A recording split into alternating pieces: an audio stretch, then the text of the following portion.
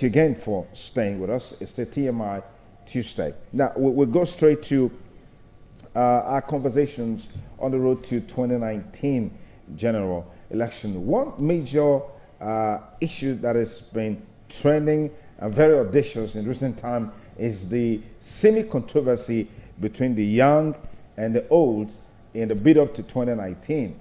People are saying, well, age should be a major factor in the choices that we make in 2019 election. Well, I have with me here a frontline educationist, is also a public affairs commentator, a former student union leader. I'd like to thank very especially Paul Okungbowa for joining me this morning again. Thank you, Sonny. Okay, now, in your opinion, why is this debate getting louder by the day as to choices that we make in 2019 being hinged to a large extent on age, whether the person is young, whether the person is old? Why is it getting louder by the day? Okay, the question, let me paraphrase. First of all, being young is not a necessary prerequisite to be sound in mind. Yeah. In most cases, being young naturally comes with frivolities and delinquencies. But as far as leadership is concerned, we cannot overemphasize the importance of young persons taking the reins of leadership, especially the right young persons. And one of the reasons that I would adduce for such is we are in times where we have moved beyond very obsolete and analog methods of approaching and solving problems, either in governance or in commerce or whatever the case is. Now, if you look at the drivers of most economy, young persons, young thinkers, there are astute minds in this country that should not be infecund on the account of their fathers and their grandfathers' refusal to resign or to abdicate public office. Now, these young persons have what I would describe as the very youthful condiments of leadership that they want to see in place. And refusal for this to be put in place makes these young persons with very agile system want to stay up and take up the reins of leadership. One would particularly want to take cue from countries like France and Canada. For example, the Canadian president currently was a little boy when his father brought him to Nigeria and had a handshake with, I think it was Yakubu Gowon or something. He was about 10 years old then. Now, the likes of Yakubu Gowon's mates still call the shots in Nigeria. Meanwhile, his father has probably passed on, but his generation are in leadership. They're taking over leadership. So it's a bit absurd to find out that it's more like saying there is nothing good in young persons in Nigeria. Because if we will not allow the young persons in their youthfulness lead, then we will not see the best of them. In terms of creativity, I often tell people, my late father could not comprehend my discussions when we were talking in recent evolution. Not because he lacked education, but because my mind has evolved way beyond his generational sphere of understanding. Okay. So at some point in time, you find him asking questions. What does this mean? Yeah. Now, I don't imagine if my father is leading, by function of his age, one can say he leads on family matters. One would say he leads on communal matters, on community issues. But when it comes to developmental issues, issues that bother us on growth, issues that bother us on a societal enhancement, and moving up with the Millennium Development Goals, I think he needs to take the back seat and allow me exercise my intellectual property. Okay. Just to let you know that you can follow this conversation on our WhatsApp platform, 070-8734-1599, and join the conversation. Send us a message on WhatsApp using that number. You see that number on the screen. Your take on this debate about old and young politicians as we move towards 2019 election, why this has become a major talking point in the political space in Nigeria. Give us your thoughts, give us your opinions, give us your views on this issue on 070-8734-1599. That's the number on the screen. You can also call with the studio line and share your thoughts with us along this line. So now you raised the point a while ago. One might be tempted. If you use your dad as a case study, isn't that a function of maybe inadequate education, as it were? No, Yeah. it is not inadequate education. Yeah. For example, America for the first time dared to put aside their racial differences and whatever it is that was the political innuendos that were, of course, obstructing migrants to want to dare to lead. Yeah. And they saw John Kerry some years before in the DNC Congress, saw potential in a young man called Barack Obama, gave him a platform to speak. And after that speech was delivered, it was clear in view that this person could steer national matters. Now, it doesn't really say John Kerry lacked the education or lacked the capacity. But you see, there is always an evolutionary trend. There is a time where there was a time where polyphonic phones were in vogue in this country, and when we're using Android phones. Are we saying that polyphonic phones no longer make calls or receive SMSs? They do. But polyphonic phones at press time can have certain components of softwares that can work in modern day technology. Yeah. So it is with the minds of young persons. Okay. There are areas where they want to dare. And let's not even make the mistake to assume the wisdom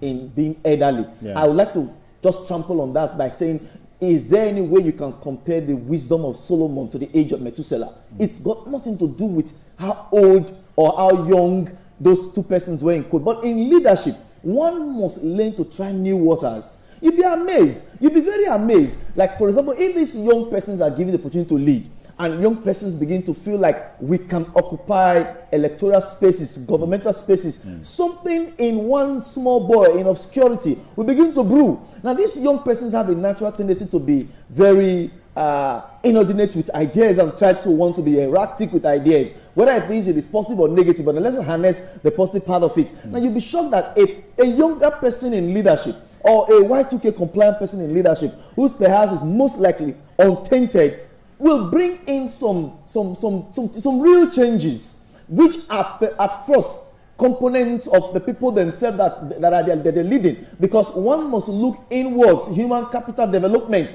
These are taking Western countries beyond where they are today because they concentrated on human capital development. Young persons tend to have more of this requisite skill to want to harness what is resident in fellow young persons to see how it can come about a roundabout change that will affect society. Now, there's been this talk that the young people, in spite of this hue and cry about giving them opportunities, creating the space for them, are they truly ready to take leadership? I ask this question because you are very conversant with some of the issues associated with young people in recent times. The crave for money, the quest to get rich overnight, the quest to dabble into fraud, internet fraud, richer money, and all. These are things that have become associated with our youths today. And many of them haven't been able to acquire so much in that direction. They want to ride on the back of those words into politics. Yes. What do you make of this as a challenge in this discourse? Mr. Duke, one will at some point in time take the back seat and want to imagine sometime and of course ascribe everything that is negative to the youth, being restless and all of that. But the truth is, there are some youths who have made exceptions.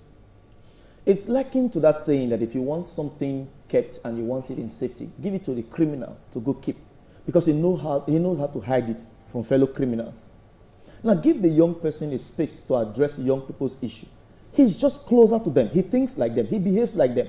How do you curb malpractice? I was talking to somebody some time ago. I said, how do you curb malpractice? Make a very good malpractice practitioner. Create an agency that regulates examination malpractice. Make him the head. Give him so much leverages that will make him financially comfortable. He will bring malpractice down sooner than his father would because he's on top of that game. He knows the in and out of that game. Now, when you give young persons, as we make these exceptions, I'm glad you're a young man.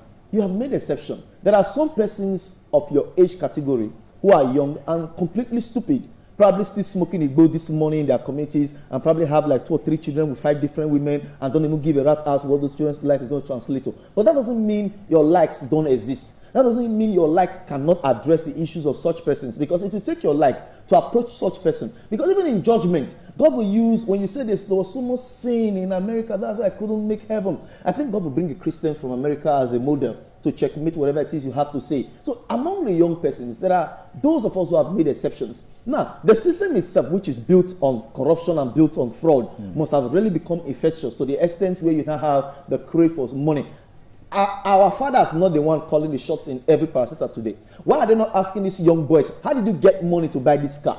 Are they not supposed to have a system that regulates such that you should be careful of your spendings? I know of some persons, I know of a friend who is in the US, does dubious business, doesn't take money to the bank. Because the bank system will ask, how did you make this money? But this is a country where a little boy has millions in his accounts and no question is asked. Yeah.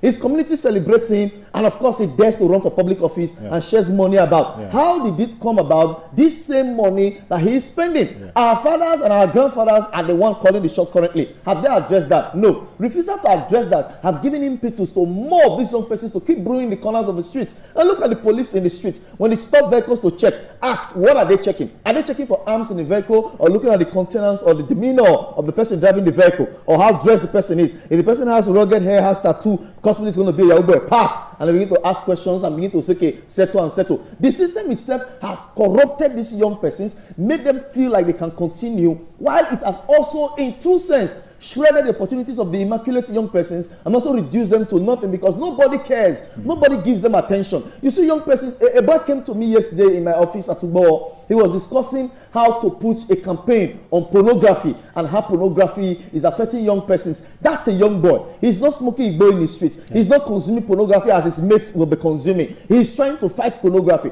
But let me tell you this, the structure of the system of today, run by our fathers and our grandfathers, will not even give him ears. Because I told him, pornography is not popular. Who will support you in a bid to want to reduce pornography? The first thing will be to write a bogus letter, have it signed by lots of petitioners online and sent to the House of Assembly to see if one person will pick it up to legislate a bill to advocate sites that are open to pornography and begin to shut down sites that are open to pornography. But they will not.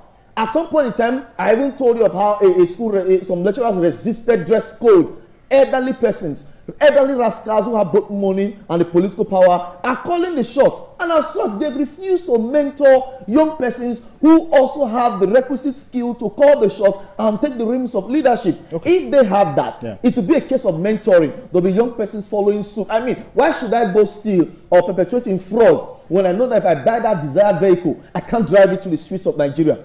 Why should I continue to? Because people ask questions. Because yes, the police will not only ask, the community will ask. The zone of the community will say for me, you that is staying in my street, what do you do for a living? He will probe me. And if he's not satisfied with the questions, he will call the police on me. I don't like this young boy. But you see, when I send cola to the audio of my street or dig gutter in my street or sanfield the street, they will clap for me. How did that make money? Nobody's interested. The society itself has brewed corruption to the extent that young persons who are immaculate now even find it difficult to say, I want to run for office. Because we'll judge them. Let me just take you back a little bit.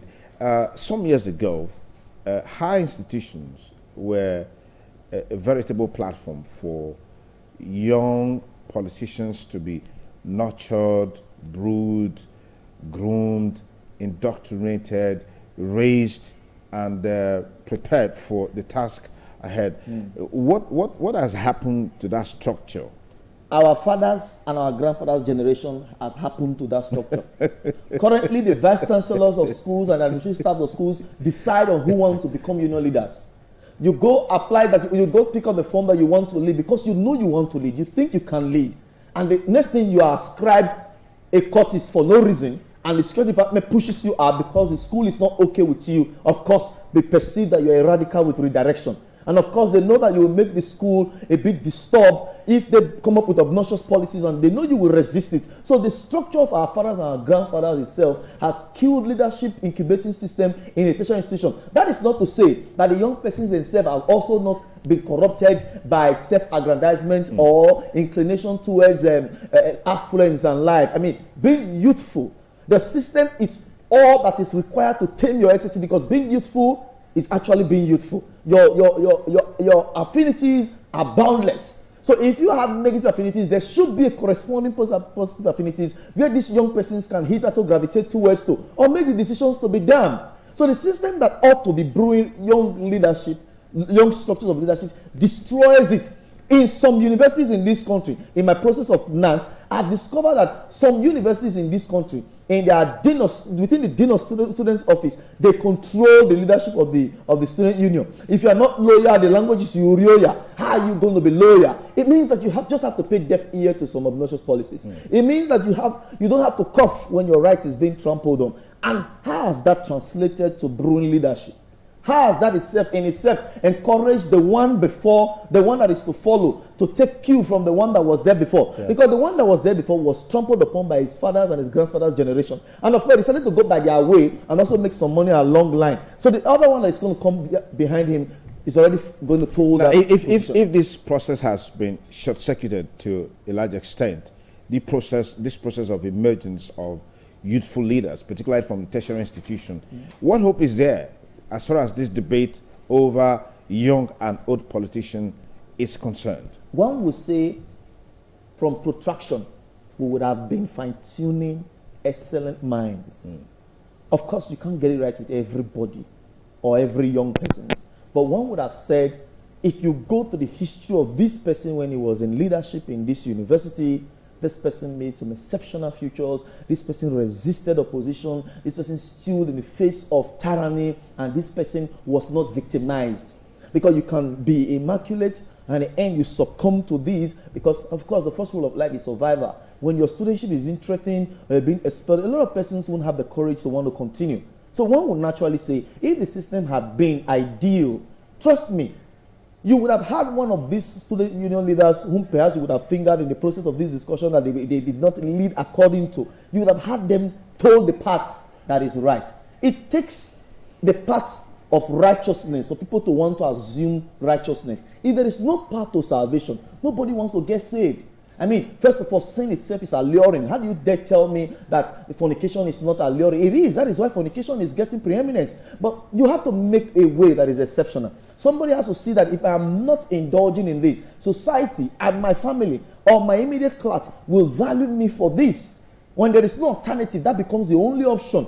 So because there is no alternative of the right mentoring in terms of leadership as regards the tertiary institution as an incubating system, these young persons naturally become young, delinquent, the exuberance take over, and they too become, to an extent, worse than their fathers. What are the chances of young people in 2019? I mean, against the background of this seeming applause, this seeming debate, this seeming, talk that, well, youth should take over, young people should take over. What are their chances against the background that we know politics is a very expensive game? We also know that the unemployment rate in Nigeria is high, and from previous elections, we've seen monies being taken to the field on election day, and the greatest number of people who are willingly available to grab as much as they can are youths. This morning, it was as though I prepared for this. This morning, I called my twin brother. I said, come 2019, who are you going to vote for? He said, certainly not my grandfather's mates. But for now, I don't know. And I told him, I think I'm personally gravitating towards the young people and all of that. As much as I'm gravitating towards that, I'm also prepared to share in their grief because I see that as an impending disaster. It's going to happen. Very sorry to the young persons and their supporters out there. I think it's going to happen because the electorate are first the problem. If you go to a polling center during elections and you see what young persons do, in fact, they're the bulk that come out to vote, not their fathers or their mothers. They're the bulk that comes out to vote. But during the election, this sachet Chelsea hot drink, they are sharing it in polling center, and they are taking and voting because sachet of Ken in polling center. So, of course, it's against INEC rule to campaign during the elections. Such period. I dare to take one of the youth to one corner and say, what's up? Wow, where are we going to? He said, them say make we. I was like, wow. So you don't even have your... A mind of your own. You don't even have an evaluated candidate. And the truth is this, how many of them are educated enough to have candidatures that they've evaluated? How many of them actually understands the corridors of what it means to be in an office? How do they even know that that's their commonwealth, that's their office? Do they actually know that they have the power to actually make this common change in the streets? As much as you preach it to them, it's not done on them. So you see that when the old cabal, who knows how to win election, comes up during this campaign, the young immaculate ones will be voted out by these same young people. And you start hearing very annoying statements in the field like, who they help? Who don't help? And the question, you start asking yourself, don't you think I mean, for once, won't you just sit down and think? The truth is, 70% of the young electorate don't think. Only 30% think, sadly. And 30% is not just enough to give you your mandate. So I don't see that happening. That's my personal opinion. But if it does happen, I'm ready to stake my votes to make it happen. So it's a dead end for the youth. That's what it means. In spite of all the potentials that you talked about, in spite of all the being techie, all right, in spite of all the wisdom and strength that they have based on being abreast with modern realities, for what you're saying, it's like a dead end for the youth. The Bible said in the book of Romans, can two work together as they be in agreement? The question is, the young aspirants, are they together with the young downtrodden, those who they want their mandates to go there? Is there a connection? Are Nigerians tired of old leadership and perhaps obsolete leadership? Are Nigerians tired, or are Nigerians spoken in one voice, like you have mostly in East Africa, where they get disturbed on the street? Somebody lit himself on fire to protest a policy at one time. Are Nigerians in that condition yet? No. Nigerians are a typical example of the very happy people. I think we've been rated recently as one of the world's happiest country in the world. No, that has gone down now. But that has gone down. Still, yes. if you slap the Nigerian man, he's going to smile. And he holds everything down to faith. God bless you. God will do this. God will increase you.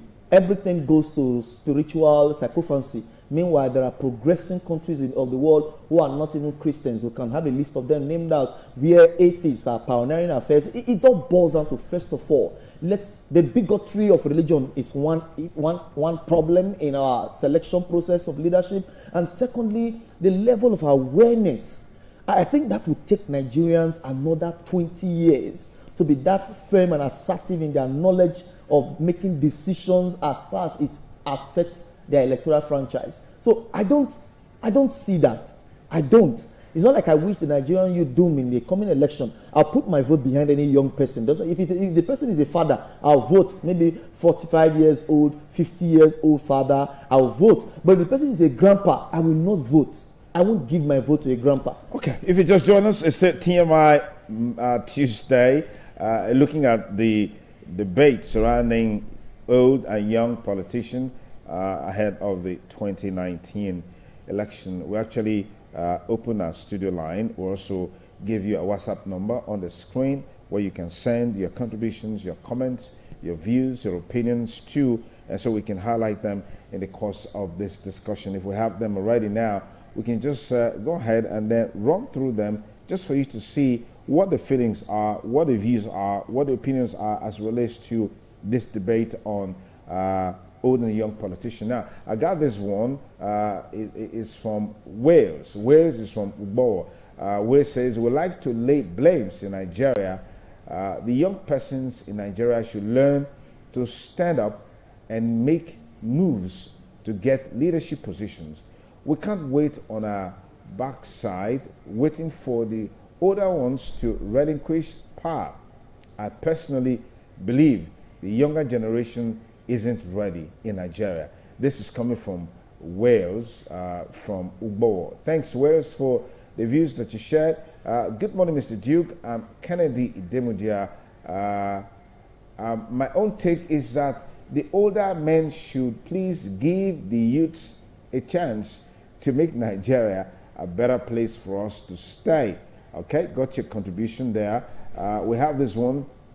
Well, truth is, no matter how we debate on the issue of youth leadership, we would always keep going in circles. The older ones are ready to clutch on to the reins of power for all eternity. But history has shown that man would only lead man to his injury. Let's hand it over to God. If we don't, we would continue this debate from generation to generation without any headway. This is coming from Odia. Let's hand it over to God. I'm sure that's what Paul talked about a while ago. And then we got this one.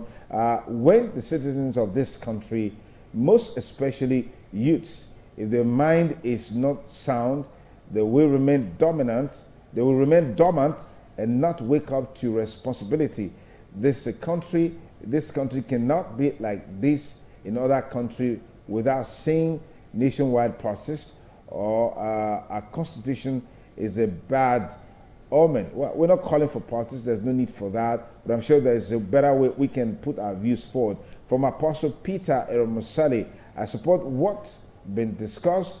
You can't be voted in other country and not deliver. Our constitution is bad. The youth should wake up. So youths, wake up. That's the point we just want to highlight now. And then we'll get this one also coming in. Good morning to you. Please, in regard to this topic, compare countries where young minds rule and then countries where old minds rule, and compare. All right. The truth is, old people can't give the country or what it deserves. All right. But you didn't put your name. All the same, thanks for your contribution. And then we have the panelist is making a great point. The crave for money amongst the youths and lack of self-development in terms of leadership is one of the reasons the old ones think that the youths are not ready and can't take over leadership position. Mr. Hegato John from Walmart Quarters, Benin City, thank you for your contribution. And let's check this out. Let's check this. Just keep pouring in. Good morning. I concur with what Mr. Kumbowa is saying for the fact that energetic youths with sound mind is alive. I see no reason why old people who are, I'm trying to get antediluvian in reasoning and close to their grave with feeble bones and brain to rid the society. For crying out loud, this is 21st century. His reasoning, thoughts are different, and they will rule according to his age. But the youths of 21st generation know how to rule the society, knows the ills of the society because it is his generation. He knows the way to handle it. Even the youths, because of poverty, their conscience have been bought. That is our ambassadors of poverty. They use corruption and test of power to buy them off with money to even criticize the government. They cannot. That is a problem. All we need is courageous youth to rule and change our government. Thanks, Mr. Kumbowa. Your products, G Brain. Thank you for your views. Yeah, and then we have this one coming in. What's this one saying? Let's run through that. Okay. I think one of the problems affecting the mindset of with the youths today is because the society lays more emphasis on one's money instead of one's contribution to the growth of the society. This begets fraud, money ritual, etc. Well, that's a good point you just raised. Then we have, hello, the issue is not all about young or old, but a true Nigerian who can deliver good governance. Well, that's a solid point. That's a solid point there. It's not about young and old, young or old. It's about a true Nigerian who can deliver. Whether the person is old, whether the person is young. Isn't that something we should reflect on for a moment, Paul? As alluring as that the position is, I disagree. I differ completely. Yeah. Because if you run through Benin City currently, let me use the education sector as a model, you discover that there are Methuselahs in the industries of tutelage. But I tell you the truth. I'm not saying it because I'm one of the young persons currently in the vanguard of the issues of tutelage. But I've seen young staggering minds who for once I had to sit and ask myself, it's as though when these old ones were there, they actually did their best. At that point in time, they must have clapped for them. But I think this is the leadership structure of tutelage now has transcended beyond age. It's now on capacity. And these young persons have capacity more than these old persons. First of all, the ability to be, one, an exemplary example and a model. And, of course, that naturally connects you with this younger person quicker because you're as young as they are, not too older than them. I met with a renowned foremost educationist in this state one time, Mr. Osno Sakwe, and he told me that in his time he was into tutelage. And his tutelage was so exceptional that it came with, lots of attendance. And that he believes in the power of young persons of today trying to teach other young persons. Go to programming. Young persons today are doing staggering projects in programming.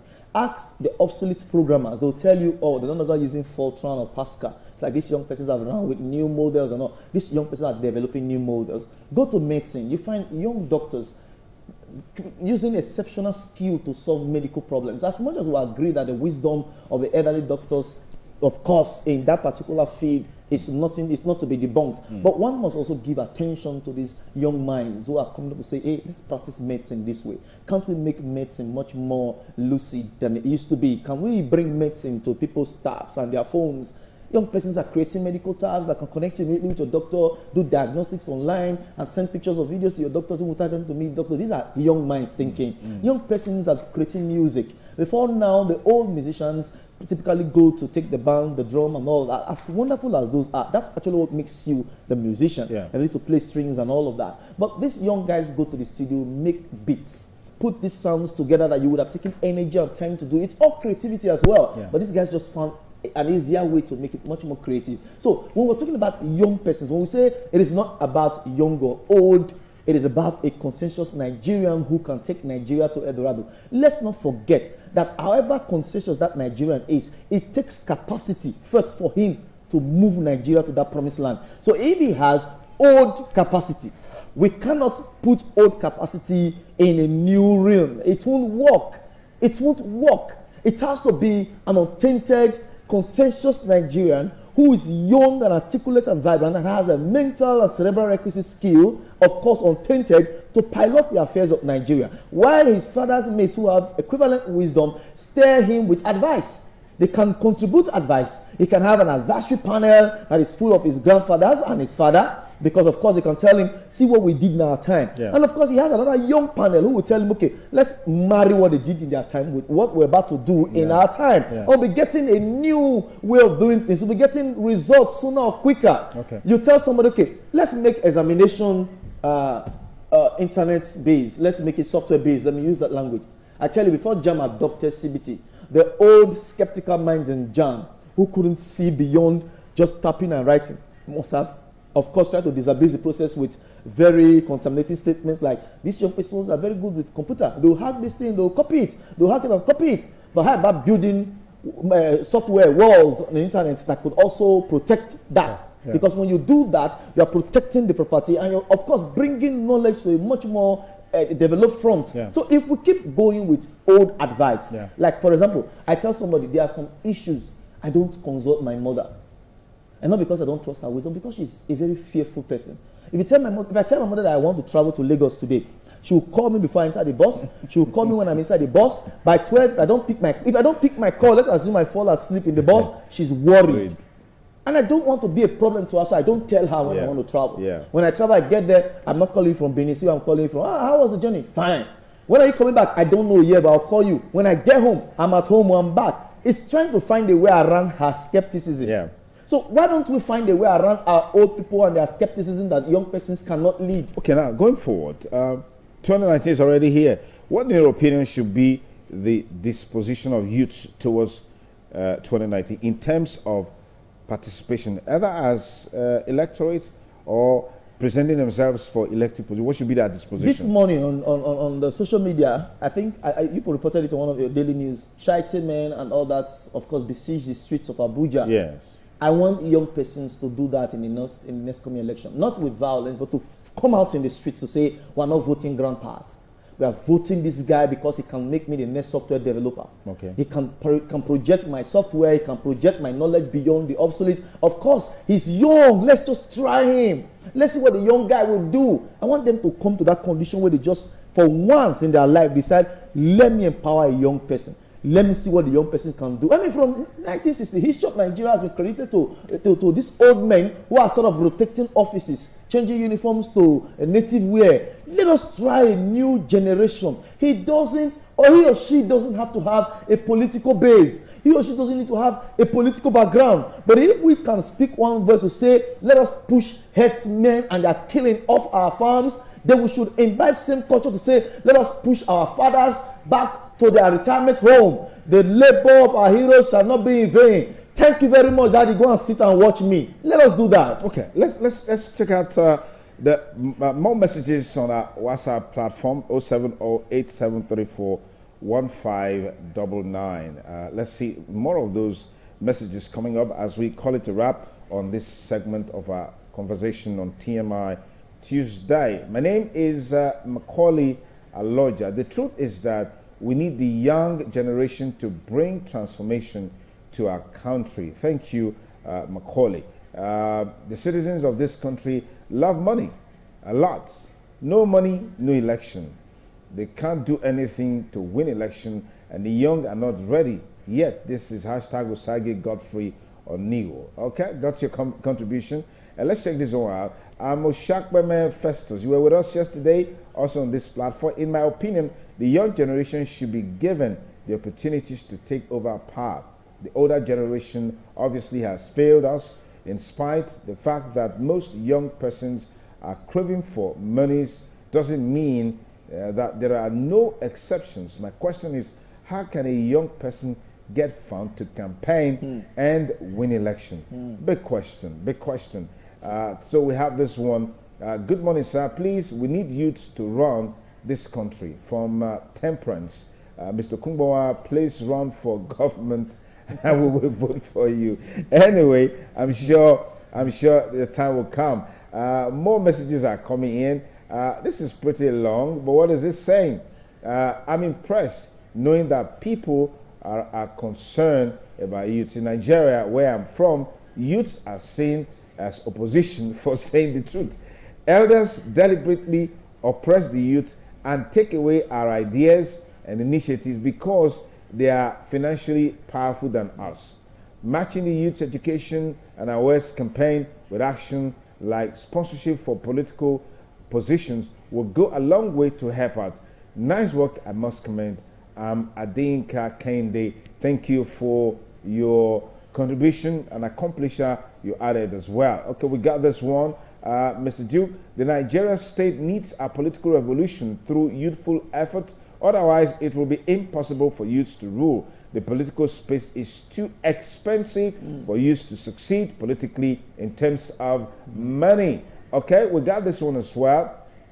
Good morning. The bane of Nigeria is recycling of old, empty-headed cabals. Experience is not by age. Until the youth stop begging for power, you be given except you grab it. This is from Kennedy in Niger. Well, let's not call for revolution. Just wanted to respond to what someone said a while ago. I'm sure if we mobilize and articulate ideas, we can get to Eldorado. My name is Oronsaye. I have a contribution to make. Yeah, the space is there. What are you waiting for? What are you waiting for? Just go ahead with a contribution. I'm Mr. Joseph from Igwebe. I concur with Mr. Paul, but the problem of Nigeria is enormous. But the solution is we should settle our family issue first. Then the society will be fixed. Both the leaders and the electorates are from different backgrounds. That is not morally breed. I don't know what you mean by that. And the youths are not wise, and we are not united because of one thing. That is, cultism has torn Nigerian youths apart. That is why these old people will continue to use the youths. Thanks, Mr. Coulson, my brother. Thank you. Well, let's try to be a bit civil in our language, all right? Names calling won't allow it. Electoral process has been epitomized with lies, inducement, and the youths don't even know that their future is threatened. The youth should have a sound mind from Apostle Peter Ramasali. Thanks again for your contribution, and we have more coming in. Okay, I read this before. I read this before. Yeah, I've seen that before. I've seen that before. Okay. Yes. Okay. I'm just trying to look up the screen.